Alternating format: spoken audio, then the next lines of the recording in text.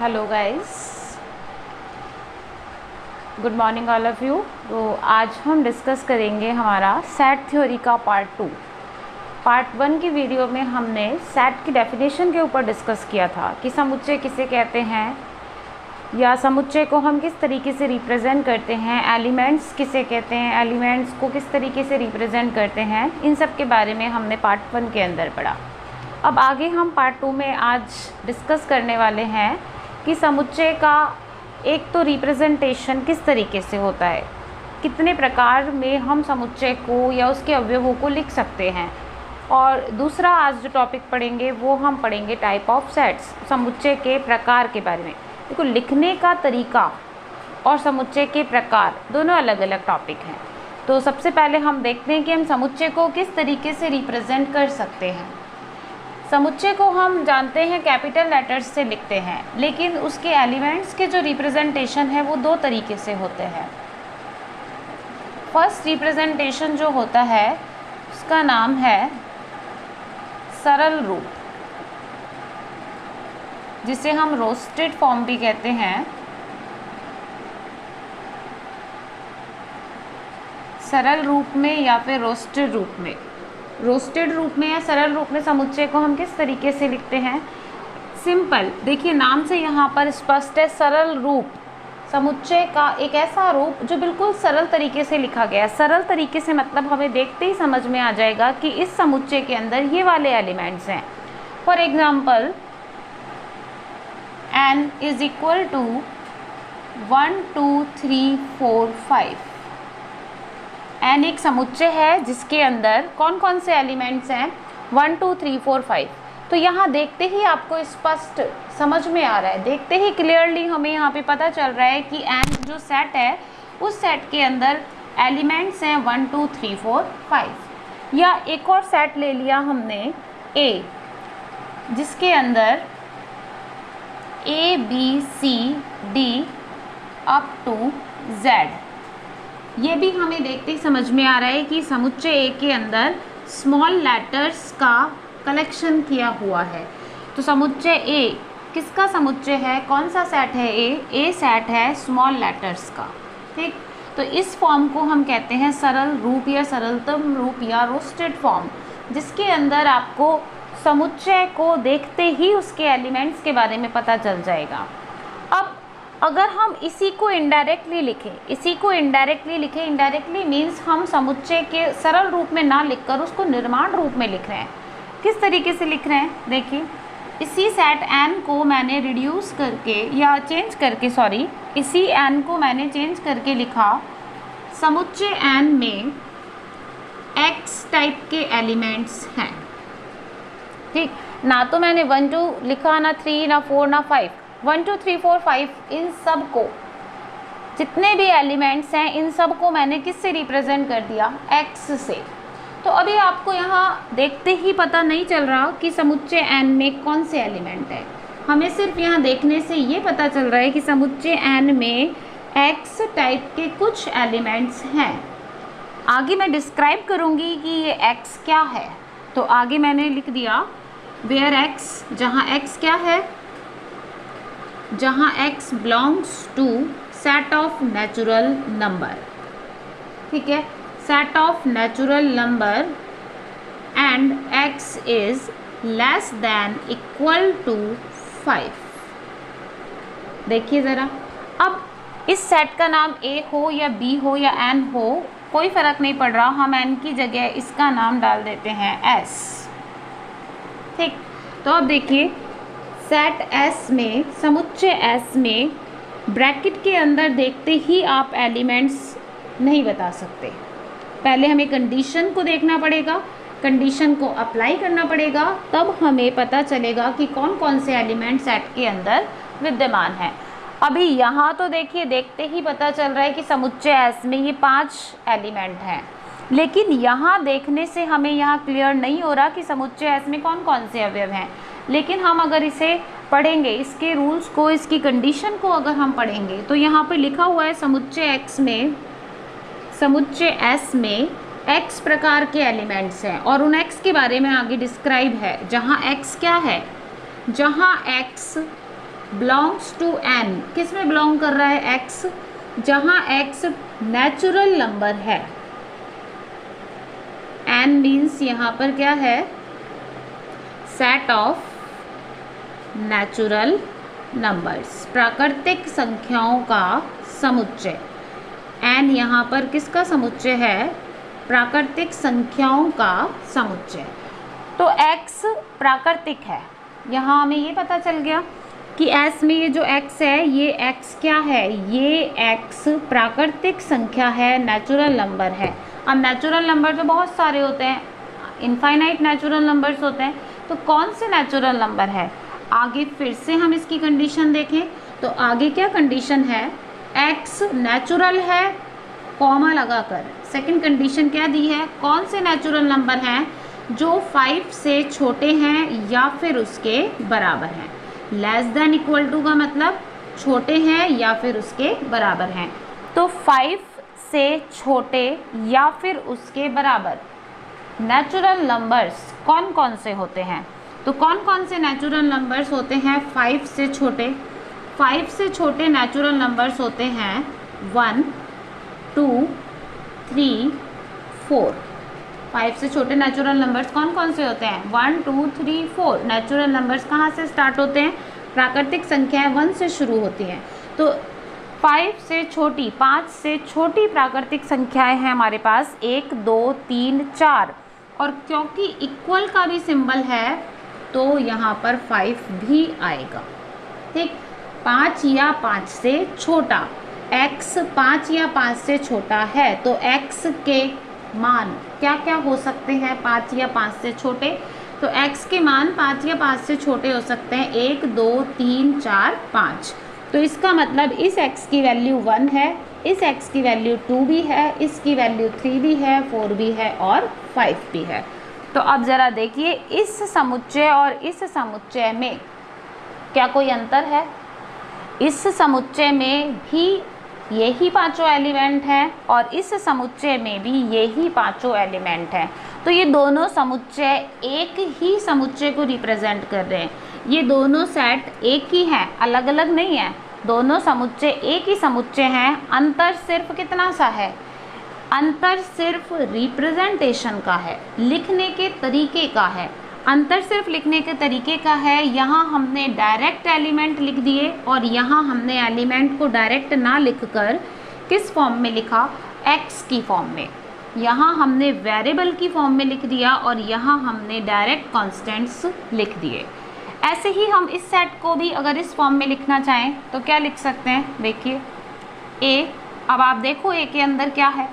a के अंदर आपको दिख रहा है कि स्मॉल लेटर्स है। ठीक, स्मॉल लेटर से हम सारे स्मॉल लेटर्स को सिर्फ एक लेटर से लिख देते हैं x। x एक जनरल रिप्रेजेंटेशन है। आप x की जगह y, z, p, q कोई भी वेरिएबल ले सकते हैं। सेट A के अंदर x टाइप के एलिमेंट्स हैं। अब आपने इन सब को सिर्फ एक से लिखा है तो इस x को आगे मेंशन करना पड़ेगा। इस x के बारे में हमें आगे बताना पड़ेगा कि ये x क्या है।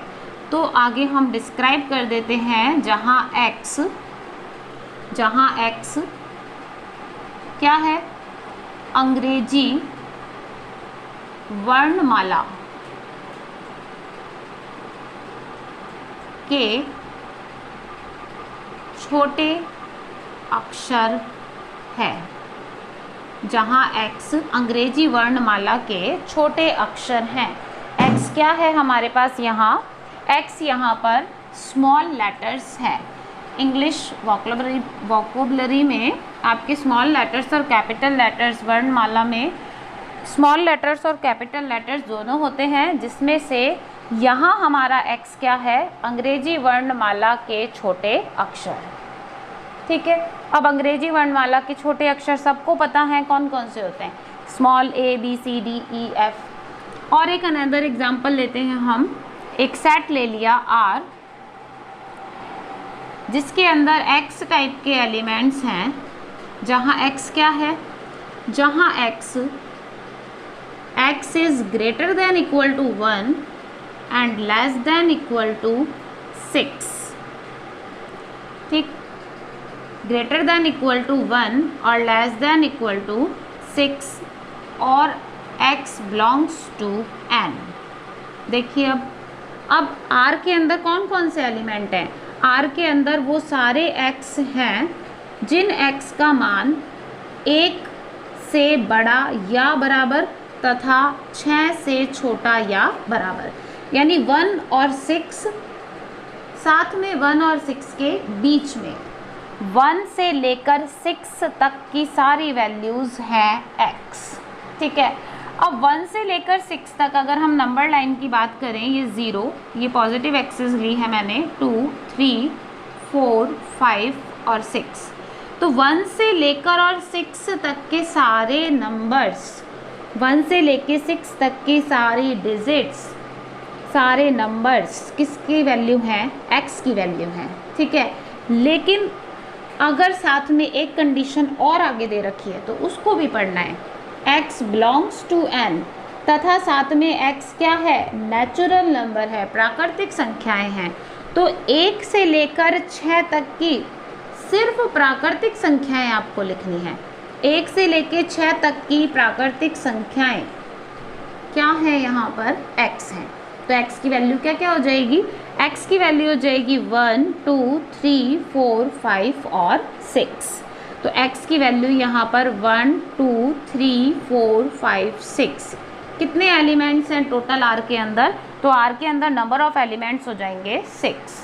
ठीक, इफ़ इन केस के यहाँ पर एक कंडीशन ही दी हुई होती और ये आपके पास नहीं लिखा होता, सिर्फ इतना सा लिख रखा है, तब x की वैल्यू क्या क्या होगी? देखिए ज़रा, R के अंदर x टाइप के एलिमेंट्स हैं जहाँ x 1 और 6 के बीच में तथा 1 और 6 है। तो अब नंबर लाइन में देखिए 1 से लेकर 6 तक के सारे नंबर x की वैल्यू हैं। तो अब आप सिर्फ इंटीजर्स की बात नहीं करेंगे, सिर्फ नेचुरल नंबर की बात नहीं करेंगे, क्योंकि आगे नहीं लिख रखा x belongs to n, x belongs to z या x बिलोंग्स टू w। यहाँ पर कुछ नहीं लिख रखा x के बारे में। तो x सारे रियल नंबर्स होंगे और सारे रियल नंबर्स का मतलब x की वैल्यू 1 भी होगी, 1 के बाद 1.1 भी होगी, 1.2 भी, 1.3, 4, 5, 6, 7, 8, 9, फिर 2, 2.1, 2.2, 2.3, 2.5 अप टू 6 और 1.1 ही क्यों? 1.11, 1.111, 1.01, 1.001। तो how many numbers are lie between 1 and 6? 1 और 6 के बीच में कितने नंबर्स यहाँ पर ऐसे आएंगे? तो यहाँ पर नंबर ऑफ एलिमेंट्स कितने हो जाएंगे?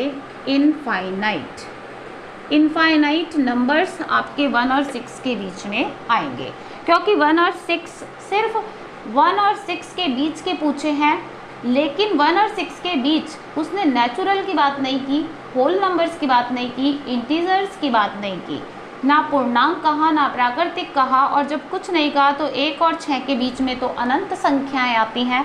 हम सब जानते हैं 2 संख्याओं के बीच में अनंत संख्याएं होती हैं, तो 1 और 6 के बीच में अनंत नंबर यहाँ पर आएंगे। इनफाइनाइट नंबर्स अगर यहाँ आएंगे तो x की वैल्यू भी इनफाइनाइट हो जाएगी, और x की वैल्यू इनफाइनाइट यहाँ पर हो जाएगी तो हम इनफाइनाइट नंबर्स को खोलकर सेट के अंदर नहीं लिख सकते, तो हम उसको इसी फॉर्म में लिख देंगे। तो ये 2 तरीके से हम किसी भी समुच्चय को रिप्रेजेंट कर सकते हैं। दोनों ही समुच्चय का मतलब एक ही है, लेकिन सिर्फ रिप्रेजेंटेशन का अंतर है। जो दूसरा फॉर्म हमने पढ़ा, x की फॉर्म में पढ़ा, वहाँ देखते ही हमें नहीं पता चल रहा, तो हम उस टाइप को कहते हैं समुच्चय निर्माण रूप या सारणीबद्ध रूप, समुच्चय निर्माण रूप या सारणीबद्ध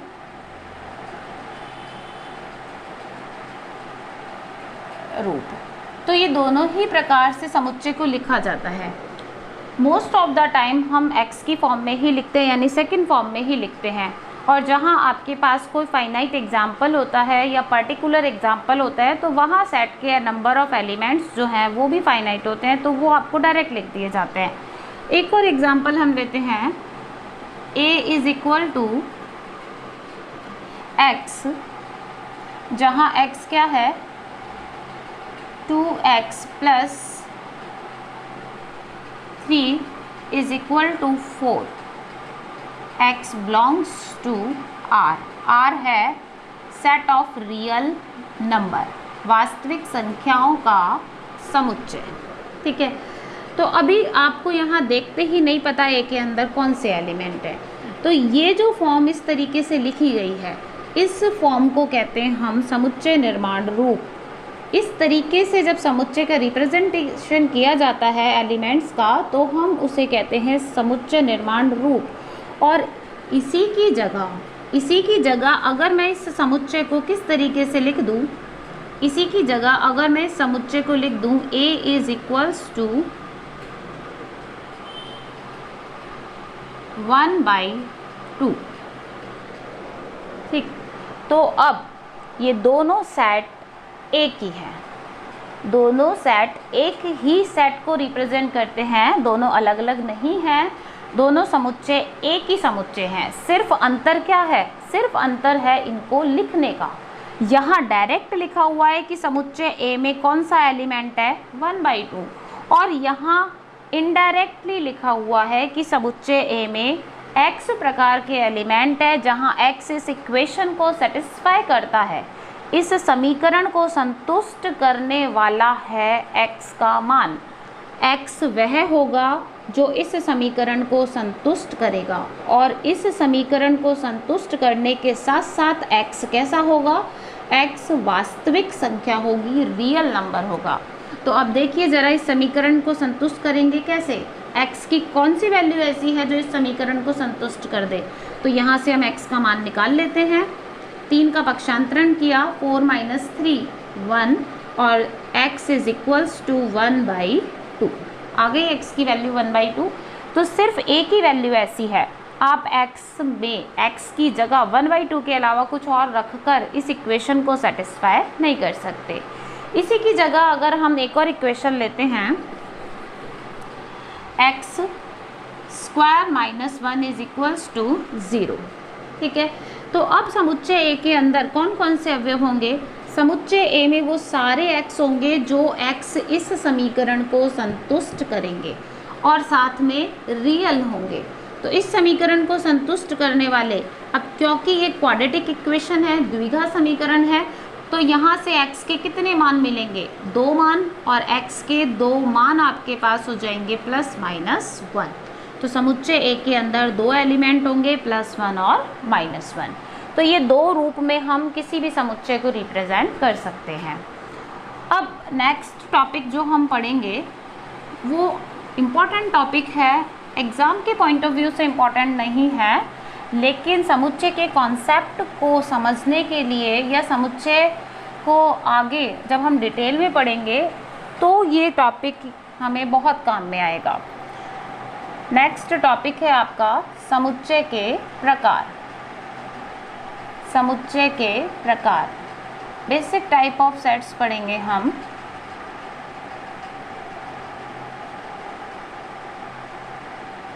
टाइप्स ऑफ सेट, समुच्चय के प्रकार पढ़ेंगे। ठीक, अच्छा टॉपिक है, इम्पॉर्टेंट टॉपिक है, और इस टॉपिक से हमें समुच्चय के प्रकारों को अलग अलग कंपेयर करना आ पाएगा, क्लासिफिकेशन करना आ पाएगा। तो समुच्चय के प्रकार कौन कौन से होते हैं ये हम आज इस टॉपिक के अंदर पढ़ने वाले हैं। सबसे पहले हम नाम इंट्रोड्यूस कर देते हैं। समुच्चय के प्रकार में पहला प्रकार होता है समान समुच्चय। देखिए, याद करने की या रटने की यहाँ बिल्कुल भी ज़रूरत नहीं पड़ेगी, क्योंकि सब टॉपिक, सारे प्रकार अपने नाम से ही बिल्कुल स्पष्ट हैं। अगर आप उसके नाम को अच्छे से पढ़ेंगे, आइडेंटिफाई करेंगे, देखेंगे, तो आपको उसके नाम में ही उसका अर्थ समझ में आ जाएगा, और अभी मैं जब आपको समझाऊंगी तो बहुत अच्छे से क्लियर हो जाएगा। दूसरा हो गया तुल्य समुच्चय। थर्ड टाइप जो है एकल समुच्चय। ठीक, फोर्थ रिक्त समुच्चय। एम्प्टी सेट जिसे हम नल सेट भी कहते हैं। फिफ्थ, परिमित तथा अपरिमित समुच्चय। ठीक, तो ये हमारे बेसिक टाइप्स हैं, 5 प्रकार समुच्चय के होते हैं। जब भी हम सेट थ्योरी पढ़ते हैं, वैसे ये सेट थ्योरी आपकी 11th स्टैंडर्ड में भी है, तो सेट थ्योरी हम जब भी पढ़ते हैं तो हमें यहाँ पर इसके बेसिक टाइप और इसके जो अलग से विशेष प्रकार होते हैं उनमें डिफरेंस पता होना चाहिए। कई बार जब मैं कॉलेज में पूछती हूँ टाइप ऑफ सेट के बारे में, तो बच्चे बोलते हैं सब सेट, उप समुच्चय, पावर सेट, घात समुच्चय, यूनिवर्सल सेट, ये सब समुच्चय के विशेष प्रकारों के अंतर्गत आते हैं, बेसिक आधारभूत के अंदर नहीं आते। तो अगर बेसिक टाइप की बात की जा रही है, समुच्चय के प्रकार की बात की जा रही है, तो आपका आंसर ये होना चाहिए। समुच्चय के प्रकार में केवल 5 ही प्रकार आते हैं। पहला, समान समुच्चय, इक्वल सेट। तुल्य समुच्चय, इक्विवेलेंट सेट। एकल समुच्चय, सिंगलटन सेट या सिंगल सेट। रिक्त समुच्चय, एम्प्टी या नल सेट। परिमित व अपरिमित समुच्चय, फाइनाइट या infinite, finite and infinite set. तो ये इसके नाम हैं। अब हम एक एक को डिटेल में पढ़ेंगे। देखिए, फर्स्ट, नाम से ही यहाँ पर क्लियर है, समान समुच्चय। समुच्चय कैसा होना चाहिए? समान। अब समान है या नहीं है कैसे पता चलेगा? कंपैरिजन से। अगर आपसे बहुत ही जनरली कहा जाता है कि क्या ये उसके बराबर है, उसके समान है, तो समानता कैसे देखेंगे हम? समान होना कैसे देखेंगे? जब हम कंपेयर कर पाएंगे तभी तो देखेंगे। और कंपैरिजन करने के लिए आपके पास कम से कम कितने होने चाहिए? 2। सिंगल सेट को कैसे कंपेयर करेंगे? अगर कोई भी समुच्चय ए दे दिया है तो क्या वो समुच्चय ए समान समुच्चय कहलाएगा? अरे भाई, किसके समान कहें हम उसे? कोई दूसरा होना तो चाहिए तुलना करने के लिए। बिल्कुल, कंपेयर करने के लिए, तुलना करने के लिए हमारे पास 2 समुच्चय होने चाहिए। 2 की तुलना करेंगे तभी तो समानता और असमानता हमें पता चलेगी। तो यहाँ नाम से समझ में आ रहा है, बिल्कुल ही क्लियर है। समान की अगर हम बात कर रहे हैं तो आपके पास कम से कम कितने समुच्चय होने चाहिए? 2 होने चाहिए। तो 2 समुच्चय आपस में समान कब कहलाएंगे? समान का मतलब क्या है? बिल्कुल एक जैसे। बिल्कुल एक जैसे का मतलब, बिल्कुल एक जैसे का मतलब समुच्चय का नाम एक जैसा नहीं होना चाहिए, समुच्चय के एलिमेंट्स एक जैसे होने चाहिए। देखिए, एक चीज़ कि पूरी सेट थ्योरी के अंदर जो भी ऑपरेशंस हम पढ़ेंगे या जो भी क्वेश्चंस, एग्जाम्पल्स, थ्योरम्स हम सेट थ्योरी की करेंगे, तो सब कुछ प्रोसेसिंग, सारे ऑपरेशन, सारी प्रक्रियाएं, या समुच्चय के प्रकार की बात करें तो तुलना या उसके प्रकार कैसे देखें, तो जो भी कार्य किया जाएगा, सारी प्रोसेसिंग, सारी प्रक्रिया सिर्फ और सिर्फ एलिमेंट पर बेस्ड होती है। सेट को तो आप किसी भी नाम से रिप्रेजेंट कर सकते हैं। एक ही जगह बी लिख दोगे, सी लिख दोगे, डी लिख दोगे, तो उसका मीनिंग बिल्कुल चेंज नहीं होगा। मीनिंग कब चेंज होगा? जब आप उसके एलिमेंट्स के साथ छेड़खानी करेंगे, जब आप उसके एलिमेंट्स बदलेंगे, उसके अंदर जो लिखा हुआ है उसको परिवर्तित कर देंगे। तो यहाँ हमें अगर प्रकार देखने हैं तो भी प्रकार का क्लासिफिकेशन, टाइप्स का क्लासिफिकेशन केवल उसके एलिमेंट्स पर डिपेंड करता है। जो भी काम हम करेंगे सिर्फ और सिर्फ उसके अवयव को देखते हुए करेंगे। कोई भी ऑपरेशन अगर हम उस पर करवाएंगे, संक्रिया उस पर करवाएंगे, तो वो भी सिर्फ उसके एलिमेंट्स पर होगी। जैसे यूनियन इंटरसेक्शन जो आपने पढ़ रखा है, बहुत ही बेसिक है, 2 सेट्स का यूनियन, 2 सेट्स का इंटरसेक्शन, डिफरेंस। तो एक्चुअली सेट का नहीं होता, एलिमेंट्स का होता है। तो एलिमेंट्स का यूनियन, एलिमेंट्स का इंटरसेक्शन, तो जो भी प्रोसेसिंग हुई किस पर हुई? एलिमेंट्स पर हुई।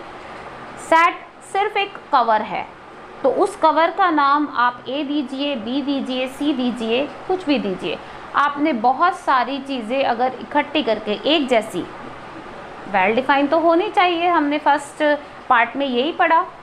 अगर हमने वेल डिफाइन कलेक्शन किया है, सुपरिभाषित कोई भी संग्रह करके इकट्ठा करके रख दिया है, तो अब उस इकट्ठे किए हुए ढेर का आप कोई भी नाम दीजिए, इट इज़ डजेंट मैटर। तो जो नाम दोगे वो समुच्चय कहलाएगा, लेकिन जो इकट्ठा किया हुआ है वो सारे एलिमेंट है, काम तो हम उसी पे कर पाएंगे ना।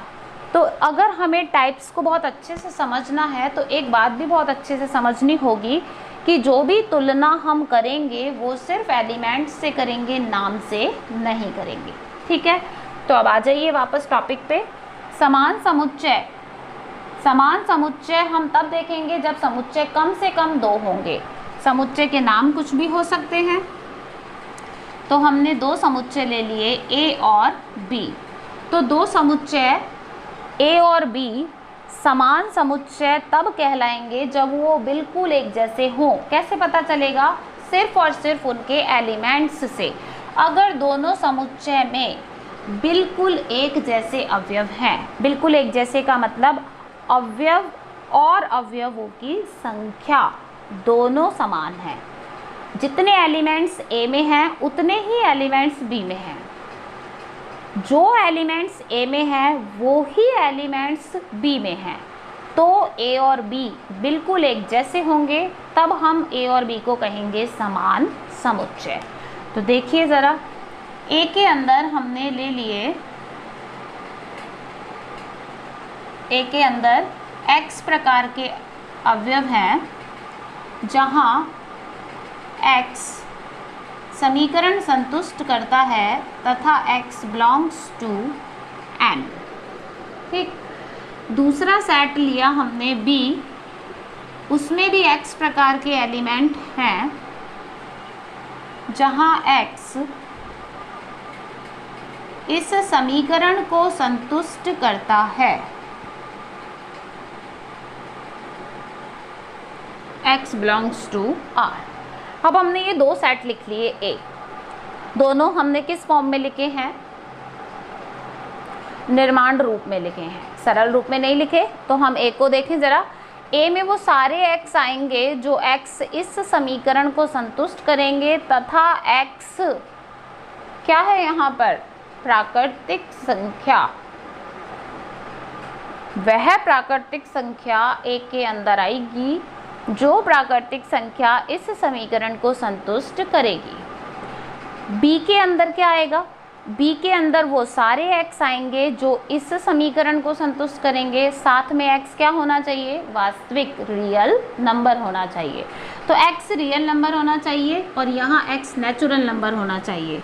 तब देखिए समुच्चय ए में क्या क्या आएगा। अब क्योंकि अभी हमने ये एग्जाम्पल किया, x² -1 = 0 द्विघात समीकरण है, तो यहाँ से x के 2 मान आपको मिलेंगे, +1 और -1। x के 2 मान +1 और -1 तो मिल गए, लेकिन क्या ये दोनों मान नेचुरल हैं, प्राकृतिक हैं? नहीं है। -1 does not belongs to n। -1 natural number नहीं है। तो इसका मतलब समुच्चय ए में केवल एक ही नेचुरल नंबर आएगा जो इस इक्वेशन को सेटिस्फाई करेगा। देखो x की 2 वैल्यू बेशक इसे सेटिस्फाई कर रही हैं, लेकिन यहाँ दोनों नहीं आ सकती क्योंकि आगे भी कंडीशन है x नेचुरल है और दोनों में से नेचुरल नंबर केवल +1 है। तो समुच्चय ए में आ गया 1। अब जरा हम बी में देखें, तो बी के अंदर वो x आएंगे, वो वास्तविक संख्याएं आएंगी जो इस समीकरण को संतुष्ट करेंगी। और जब हम इस समीकरण को संतुष्ट कराएंगे तो यहाँ से x का मान भी कितना आ गया? 1, और 1 रियल नंबर है। तो अब देखिए a और b दोनों ही कैसे हैं? बिल्कुल एक जैसे। दोनों में अवयव भी समान है और अवयवों की संख्या भी समान है। दोनों में नंबर ऑफ एलिमेंट 1 है और एलिमेंट भी 1 ही है। तो इसका मतलब ये दोनों सेट यहाँ पर एक जैसे हैं, समान हैं, तो हम ए और बी को कहेंगे समान समुच्चय। तो क्या डेफिनेशन होगी? 2 समुच्चय ए तथा बी समान समुच्चय कहलाते हैं यदि दोनों में अवयवों की संख्या तथा अवयव समान हो। दो समुच्चय समान समुच्चय कहलाते हैं अगर दोनों समुच्चय में अवयव और अवयवों की संख्या दोनों समान होनी चाहिए। देखने में चाहे कितने भी अलग लगे, लेकिन बेसिकली दोनों एक जैसे हैं, तो हम समान समुच्चय कहेंगे। और समान समुच्चय को हम किससे लिखेंगे? इक्वल के सिंबल से। समान समुच्चय को हम किससे रिप्रेजेंट करेंगे? दोनों समुच्चयों के बीच में इक्वल का सिंबल लगा के। तो यहाँ पर A is equals to B show कर रहा है A और B समान समुच्चय है। आया समझ में? अब हम नेक्स्ट पर जाते हैं, तुल्य समुच्चय, इक्विवेलेंट सेट। इक्विवेलेंट सेट तुल्य, लगभग बराबर हो, बराबर तो नहीं है, लगभग बराबर है, इक्विवेलेंट है। तो इक्वल और इक्विवेलेंट में क्या अंतर है? इक्वल का मतलब तो बिल्कुल एक जैसा हो गया और इक्विवेलेंट का मतलब लगभग बराबर है। तो लगभग कैसे चेक करेंगे? फिर से दो तो होने ही चाहिए क्योंकि हम बराबर की बात कर रहे हैं, और तुलना अगर हमें करनी है तो तुलना करने के लिए कम से कम दो होने चाहिए। तो दो समुच्चय तुल्य समुच्चय कहलाते हैं यदि उनमें अवयवों की संख्या समान हो। अवयव समान हो या ना हो कोई फर्क नहीं पड़ रहा, लेकिन नंबर ऑफ एलिमेंट्स दोनों में इक्वल होने चाहिए। भाई दोनों में समानता कुछ तो होनी चाहिए ना, और वो कुछ समानता होने का क्राइटेरिया क्या है? कुछ समानता होने का क्राइटेरिया है कि एलिमेंट्स इक्वल नहीं है, लेकिन नंबर ऑफ एलिमेंट्स इक्वल हैं, अवयवों की संख्या बराबर है, तो हम दोनों को कुछ हद तक कंपेयर कर कर इक्विवेलेंट कहेंगे। तो यहाँ देखिए ज़रा सेट ए और बी के बारे में। सेट ए के अंदर है 1 2 3 4 5, सेट बी के अंदर है A B C D E. दोनों समुच्चयों में अवयवों की संख्या अलग अलग है, दोनों को मैंने सरल रूप में लिखा है। दोनों में अवयवों की संख्या अलग अलग है, लेकिन दोनों में नंबर ऑफ एलिमेंट्स कितने हैं? 5। यहाँ भी 5 अवयव हैं और यहाँ भी 5 अवयव हैं। तो ये हो गई समानता। अवयव तो अलग अलग हैं, लेकिन दोनों में फिर भी क्या चीज़ समान है? दोनों में फिर भी एक समानता है, और वो समानता क्या है? Number of elements. दोनों में अवयवों की संख्या समान है, और जब अवयवों की संख्या समान है तो हम इनको इक्वल ना कहकर इक्विवेलेंट सेट कहेंगे। और इक्विवेलेंट सेट अगर कहेंगे तो इक्विवेलेंट का सिंबल होता है ये। दोनों के बीच में इक्वल नहीं लिखेंगे, दोनों के बीच में इक्विवेलेंट का ये सिंबल लगाएंगे जो शो करेगा ए और बी लगभग बराबर है, इक्विवेलेंट है, तुल्य समुच्चय है। तो दोनों में क्या डिफरेंस हुआ? दोनों में डिफरेंस हुआ, समान समुच्चय में अवयव और अवयवों की संख्या दोनों समान होती है, जबकि तुल्य समुच्चय में अवयवों की संख्या समान होती है। दोनों को कोरिलेट अगर हम करें, दोनों के बीच में अगर हम कोई कोरिलेशन बनाएं तो क्या कोरिलेशन बनेगा? क्या हम एक स्टेटमेंट डेवलप कर सकते हैं दोनों के बीच में? दोनों के बीच में हम स्टेटमेंट डेवलप कर सकते हैं कि प्रत्येक समान समुच्चय तुल्य समुच्चय होता है। प्रत्येक समान समुच्चय तुल्य समुच्चय होता है। अवयवों की संख्या तो बराबर ही है, लेकिन तुल्य समुच्चय समान समुच्चय नहीं होता। समान समुच्चय तुल्य होता है, लेकिन तुल्य समुच्चय समान समुच्चय नहीं होता, क्योंकि तुल्य भी समान हो जाएगा तो दोनों एक ही चीज़ हो जाएंगी ना। तो इसीलिए कोरिलेशन ये है कि प्रत्येक समान समुच्चय तुल्य होता है, ठीक, किंतु विलोम सत्य नहीं होता। हमेशा सत्य नहीं होता, हमेशा हो जाएगा तो दोनों एक ही हो जाएंगे। एक और एग्जांपल आपके लिए मैं लिख देती हूँ, देखिए ज़रा। ए के अंदर एक्स टाइप के एलिमेंट हैं, जहाँ एक्स शब्द फ्लो के लेटर्स हैं, ठीक, और बी एक्स टाइप का ही है, जहाँ एक्स शब्द फॉलो के लेटर्स हैं।